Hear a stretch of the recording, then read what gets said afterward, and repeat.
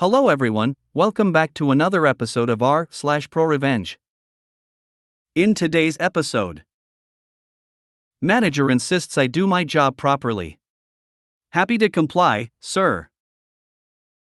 I would like a raise, and time off, and... Before we get started, make sure to subscribe so you will never miss a video. So let's get started. Manager insists I do my job properly.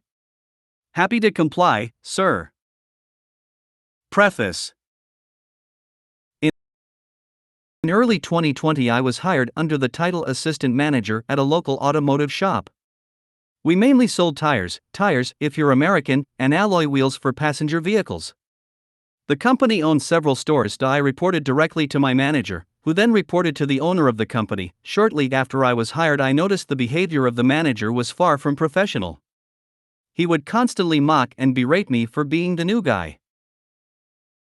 I believe part of this was jealousy and insecurity on his part. As I ended up recording more sales under my name within the first few months, he would also knock off work early and start drinking beer whilst the rest of us continued to work. I remember when he found out that I participated in MMA training sessions after work, he tried to goad me into a fight for his own amusement. Clearly this guy didn't like me, and I was starting to get the feeling that he was trying to get me to snap or lose my cool, and as a result, my employment. I became even more certain of that with what happened next. Story. During the few months that I had worked there, I had noticed that our takings for the day and sales records did not match. I would often spend half an hour to an hour after work trying to figure out where the errors were coming from, whilst the manager would simply throw his hands in the air and exclaim that he had no idea how this was happening. The recurring issue seemed to be that our cash takings had been recorded incorrectly. There would sometimes be an excess amount of cash that didn't match up to what was recorded on our sales/invoicing software. Other times, there would be less. I was, at the time, an accounting student studying towards my bachelor's degree. I was already suspicious of the cash being out each day. However, given how the manager had been treating me up until this point, I was concerned that any complaint would somehow be twisted and used against me. And boy, was I right. Several weeks later, my manager took some time off.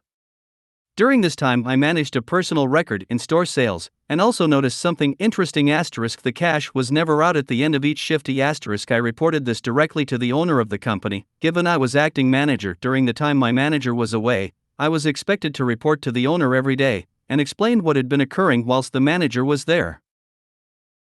In all honesty, I was hopeful that the owner would be having a word with the manager about the discrepancies. However, I was also wary, as I believed once the owner spoke to my manager, that the manager will immediately know it was me who reported this. When the manager returned to work, he immediately approached me with a disgruntled look on his face. "I've spoken with the owner. You tried to blame me for the discrepancies? You should focus on doing your job properly, then this wouldn't happen." I was quite taken aback by how angry he was, though I wasn't surprised that he twisted it and tried to place blame on me. Given his reaction, I'm even more suspicious at this point. He wants me to do my job properly, eh? Malicious compliance ensues. That same week, I got to work. I started paying attention to what customers were paying when they were dealing with my manager. Behind his back, I began examining all of his sale transactions and invoices with a fine-comb. As the days rolled by, I started to find evidence of his dishonesty. When it came to a few cash sales, my manager was doing the following. Example. Would tell the customer the price is $200 if he pays cash. Would discount the price by $50 in the sale/invoicing software. Would put the extra cash into the till and record a $150 cash sale. Before we did the cash up at the end of the day, he would sneakily pocket this extra cash whilst no one was around. Though he was very foolish, as he clearly couldn't remember the exact amount he had swindled. Hence why the cash would be up some days, didn't swindle enough, or the cash would be down, swindled too much. End. took screenshots of the discounts he had been giving on sales and sent them to the business owner, along with a report. A report with a detailed description of my findings. The report also showed that on all days he wasn't there for the cash count, there was no variance. When he was there, well, the owner was infuriated. This man had been his trusted employee for years. The owner was so infuriated, in fact, that he ordered my manager do a mandatory drug test, pee in a cup style, on the same day he found out. And no surprises, he failed. Turns out the manager had quite the meth habit. This was most likely his sole motive for stealing cash, and the owner was beside himself.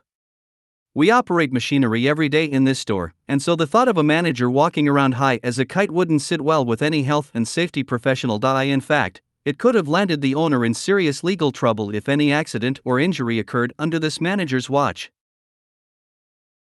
The manager was terminated immediately for violation of his contract, and was later taken to court by the owner in an attempt to recover the stolen funds.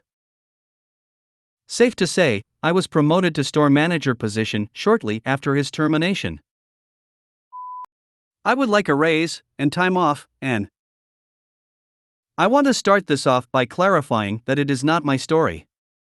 It's the story of someone very close to me, and I will leave out a large amount of specific detail because quite a bit of info is not mine to reveal. The build up to the revenge is that this person had a horrible employer.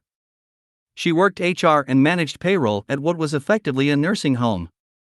I don't know that they call themselves that, but it's what they are. The company had a bit of a good old boys club going on, with all of the highest level management being older men, who all did less work and got more pay than pretty much everyone else. There were regular complaints from women about being mistreated, and many women were fired for absolutely absurd reasons, followed by their male co-workers getting raises. That in and of itself was bad, but it's not what instigated the need for revenge.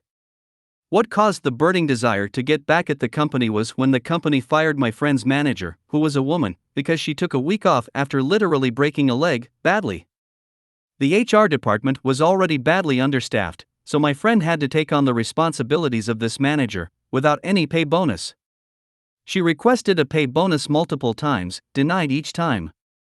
A month or so later, the company hires a new manager to replace the old one, at nearly twice the salary. This new manager is an older man. I'm not entirely sure what this guy actually did during the day, because my friend continued to do all of the managerial tasks, and she knows that for a fact because the guy's account didn't have access to the systems he needed access to, and he never asked for that access. For 6 months, my friend showed this manager issues with their system, including payroll, and explained that she was not only the only employee who knew how to use the payroll system, but she was the only one with access to it. The douchebag ignored her, and made regular comments about how she was replaceable and useless.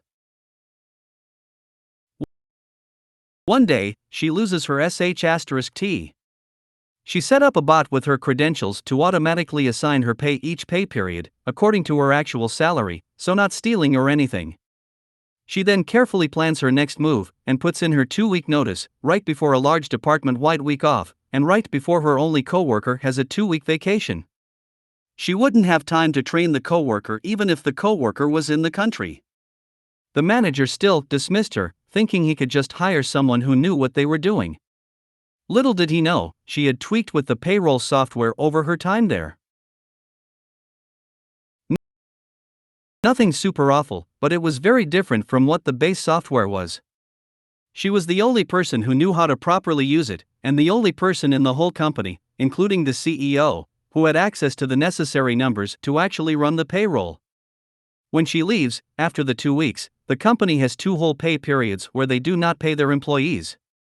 They can't. But my friend still gets paid, because they never disabled her automatic payment thing. They couldn't. Eventually they called her and basically begged her to consult with them on their payroll. For the past 6 months she has been paid $250 an hour, for 5 hours a week, to run the company's payroll. Fully remote, even though it was an in-person job before. And to top it all off, she doesn't even actually work the 5 hours. She wrote a script on her personal device to process payroll for her. She just has to press one button. She's working another job now, but she really kicked them for their sh*t. If you made it to the end of the video, thanks for watching. Don't forget to like, subscribe and share, and we will see you in the next video.